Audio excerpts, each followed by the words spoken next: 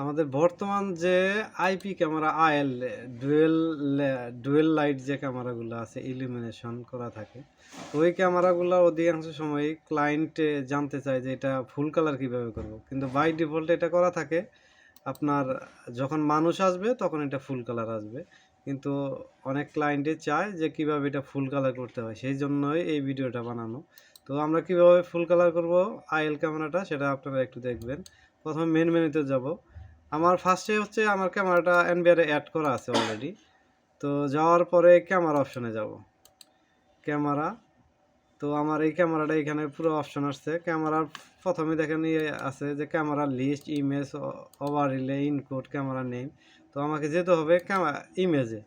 ইমেজে যাওয়ার পরে এখানে অনেক অপশন পাবেন। তো আপনার এই ফুল কালার করার জন্য যে অপশনটাতে যেতে হবে সেটা হচ্ছে এই যে ইলুমিনেশন, সবার নিচের দিকে দেখবেন ইলুমিনেশন সেটিংয়ে যাওয়ার পরে এইখানে বাই ডিফল্ট আপনার করা থাকে হচ্ছে স্মার্ট ইলুমিনেশন করা থাকে। তো এটাকে আমাকে ফুল কালার করার জন্য করতে হবে হোয়াইট লাইট, যেটা এটাকে আপনার করে দিতে হবে। হোয়াইট লাইটে ক্লিক করে ওকে দিবেন।